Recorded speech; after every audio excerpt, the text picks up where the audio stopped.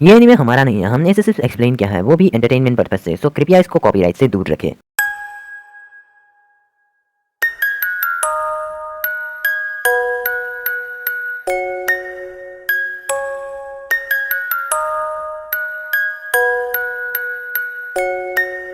तो पिछले एपिसोड में हमने देखा कि रॉक ली के उस खतरनाक हमले के बाद भी दोसू बच जाता है और शिकमारू और उसकी टीम को वो नजारा भी दिखता है। अब आगे लोटस अटैक की वजह से रॉक ली बिल्कुल ही थक जाता है और दोसू उस पर हमला कर देता है, लेकिन वो अचानक से डॉज कर लेता है। लेकिन उसे ऐसा लग रहा होता है जैसे एपिसोड 24 में काबूतो को लगा था। उसके कानों से खून निकल रहा होता है, जिसमें वो साउंड विलेज का निंजा कहता है कि तुम्हारा वो जुत्सु तेज था, लेकिन साउंड से ज्यादा तेज कुछ नहीं होता। तुम मेरे हमले को डॉज कर सकते हो, लेकिन मेरे इस आधुनिक हथियार से बच नहीं सकते।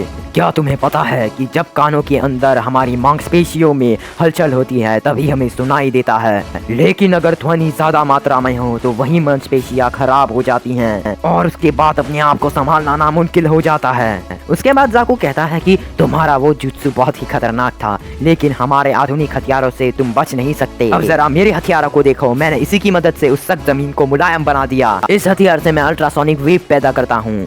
रॉक ली का हमला करने के बाद दोसू साकुरा पर हमला करने के लिए बढ़ता है, लेकिन साकुरा को बचाने के लिए ली दोसू के सामने आ जाता है। तभी दोसू अपने वेपन को उसके कानों के पास ले जाता है। इस वजह से ली को और भी ज्यादा दर्द होने लगता है और उसके कानों से खून निकलने की वजह से वो जमीन पर गिर जाता है। इस खतरनाक नजारे को वो तीनों अपनी आंखों से देख रहे होते हैं और इस नजारे को देखकर शिकमारू कहता है कि नारुतो और सास्के बेहोश है और ली की हालत भी ज्यादा ठीक नहीं है। उन तीनों के सामने साकुरा अकेली है। हमें क्या करना चाहिए इनो? जिसमें इनो कहती है कि शिकमारू तुम मुझसे क्यों पूछ रहे हो? जिसमें वो कहता है कि अगर हमने जल्दी कुछ नहीं किया तो वो तीनों मर सकते हैं, और वैसे भी तुम और साकुरा दोस्त हो, है ना? शिकमारू की बातें सुनकर इनो की बचपन की यादें ताजा हो जाती हैं कि किस तरह वो दोनों बचपन में पक्के दोस्त थे, लेकिन सास्के के आने की वजह से वो दोनों एक दूसरे के दुश्मन बन जाते हैं। इनो की मदद करने की इच्छा होते हुए भी डर की वजह से वो मदद नहीं कर पा रही होती है। दूसरी तरफ साकुरा की हालत और भी ज्यादा बदतर हो चुकी है। साउंड विलेज के वो तीनों निंजा की थर्ड मेंबर जिसका नाम होता है किन, वो साकुरा के बाल पकड़ लेती है, जिसमें साकुरा बिल्कुल लाचार हो जाती है और वो सोचती है कोई फायदा नहीं, अब मैं नहीं कर सकती, नहीं मैं हार नहीं मान सकती, ये मेरे कुछ करने का वक्त है। उठो साकुरा, क्या मैं फिर से सबको निराश कर दूंगी? नहीं, मैं हमेशा दूसरों को कहती थी, हर समय नारुतो को लेक्चर देती रहती थी। जब भी मुझ पर मुसीबतें आई तब हमेशा दूसरों ने मुझे बचाया, लेकिन जब दूसरों को मेरी जरूरत है तब मैं इस तरह हार नहीं मान सकती। नारुतो, ली, सास्के, तुम तीनों का शुक्रिया। तुम लोगों ने अपने आप को साबित कर दिया, लेकिन अब मेरी बारी है अपने आप को साबित करने का।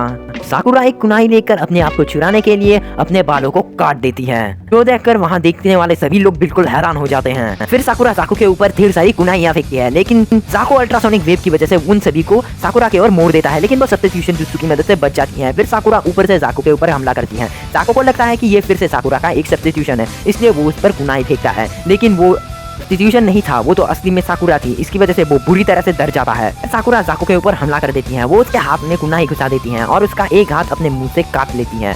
साकुरा को पहली बार ऐसे देखकर इनो बिल्कुल चौंक जाती है।